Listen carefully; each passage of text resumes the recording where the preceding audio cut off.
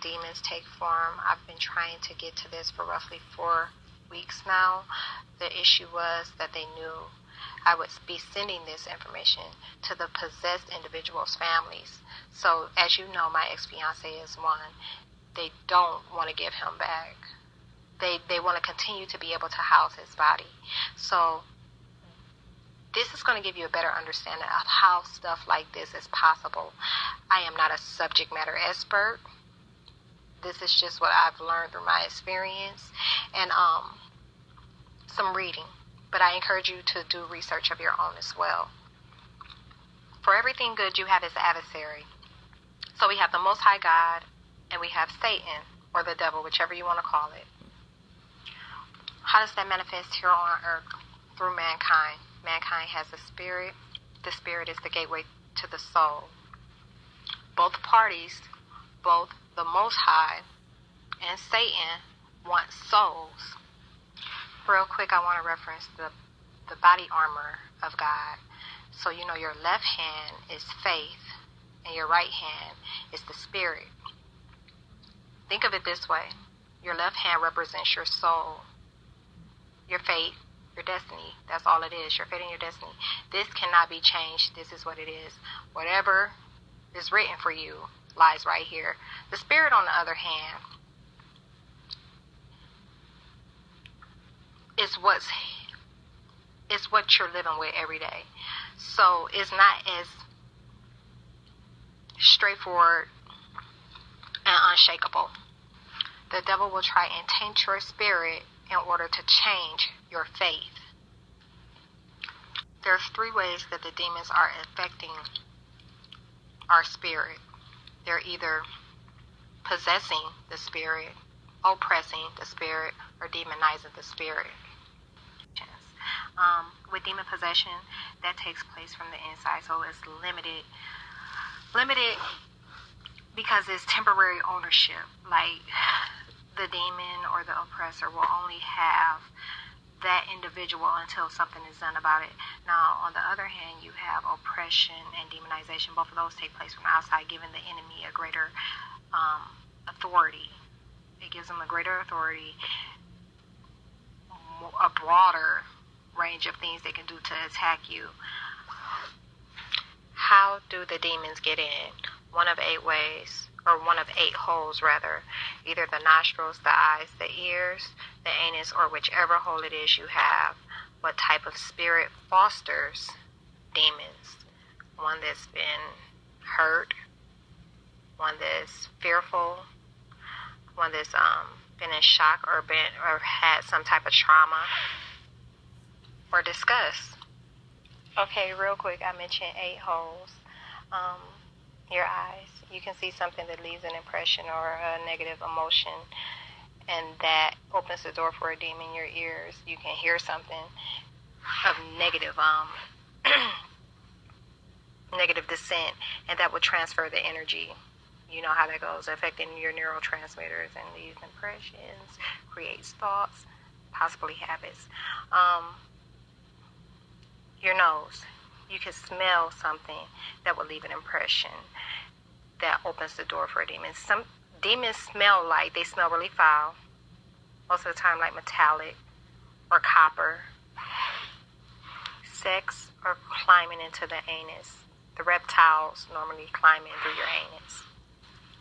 Okay, back to the 3 types, their properties and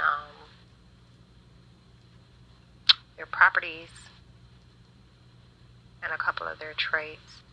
For the oppressed, they're normally unsaved individuals, or either saved folks that, say someone was baptized or saved at birth, but they haven't touched the Bible or, just got in the Word or done anything at all since then. They haven't nurtured their spirit, so to speak. Those are the people that are most likely to be oppressed. And they target these folks in a really harsh way. It's normally by their minds. This is an individual that you would want to tell to take their mind back. They, most of the time, they live in the past. And they have unhealthy thoughts and thinking habits. Demonize or demonization, on the other hand, is control. Like, is where the demons have control over the individual. So whether it's an attraction, a habit, or some type of religion, that's what controls the individual and dictates how that individual acts. Then you have possession. Now, a fun but not so funny fact at all is that 30% of our population is possessed. The only people that are excluded from this are the Holy Spirit of divinity. Now, I forgot to tell you what the property was. I guess something like the property was for demonization. It's not limited to, it's not specific. So that means it's not limited to Christian or non-Christian. But back to possession. This is a tricky one, and I'm going to give you a little bit about my experience. I deal with demonized and oppressed people all the time. But this possession that you mentioned, possession, nobody wants to touch it. I've been kind of like sorting out guidance from Catholic priests, Christian saints. No one wants to touch that. Now, the weird part about it was I called a Catholic church prior to going to a different one. And they were telling me that pretty much that individual has to be deemed as possessed by a psychiatrist.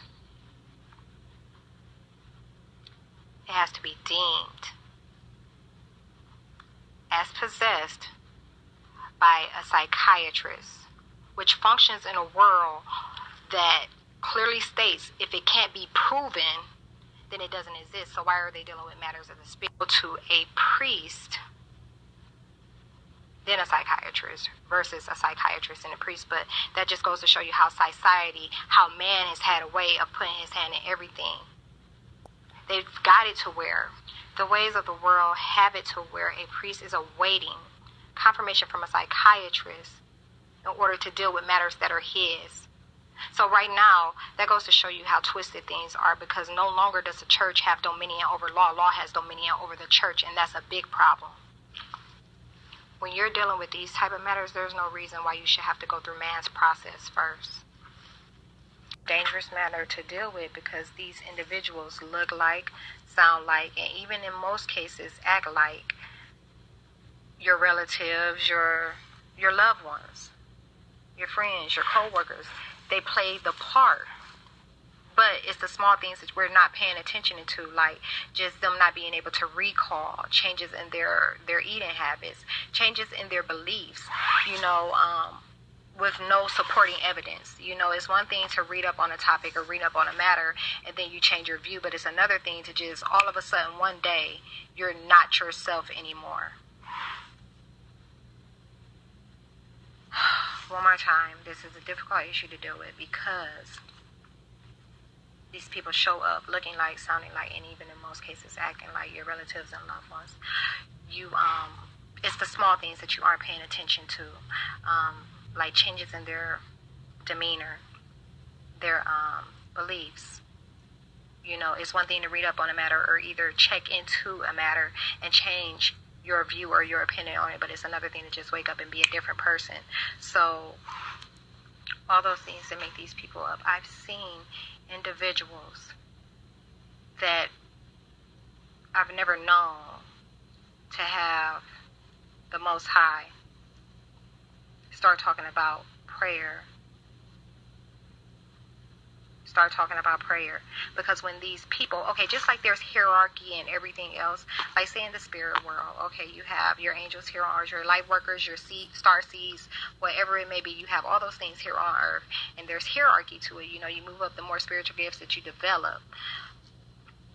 We're not talking archangels here. That's a bit far-fetched.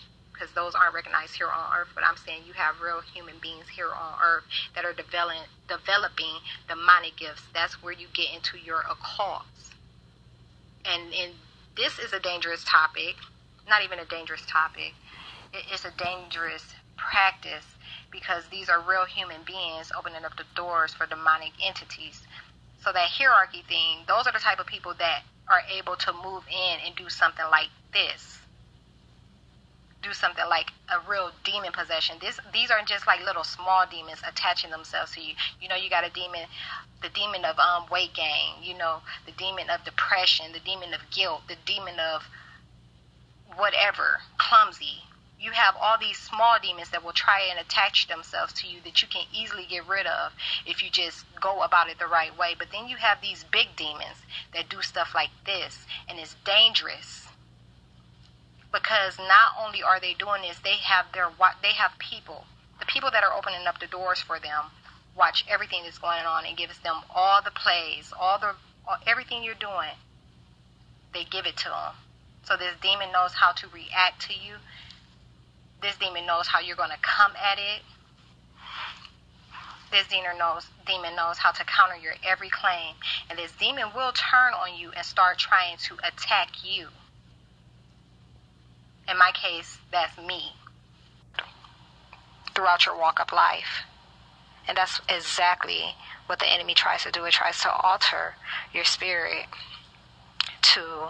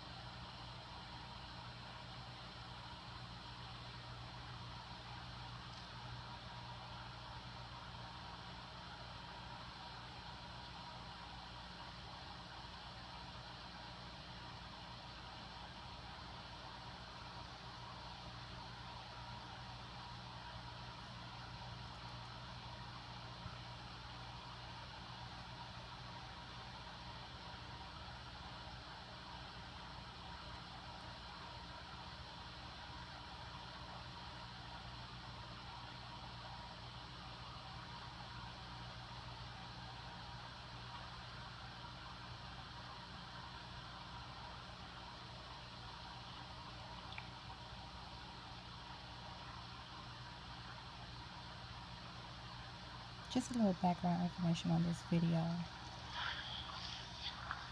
This was probably my third attempt in 2 days. At the time, I started at 7 p.m. and this is roughly 4 a.m. in the morning. Just to give you an idea of how long it takes.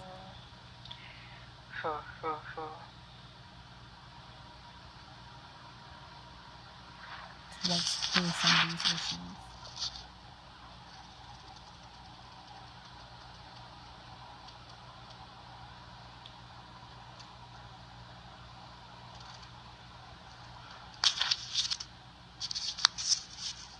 Is it Jesus or God? It's Jesus.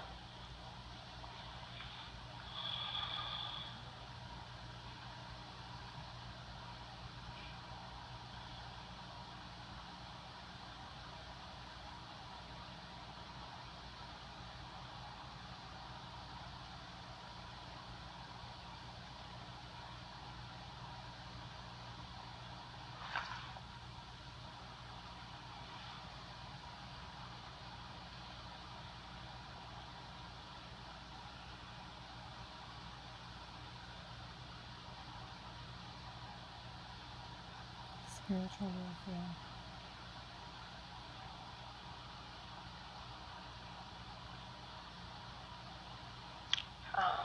Possession, legal ramifications from the inside, temporary ownership, temporary ownership, temporary ownership, temporary ownership.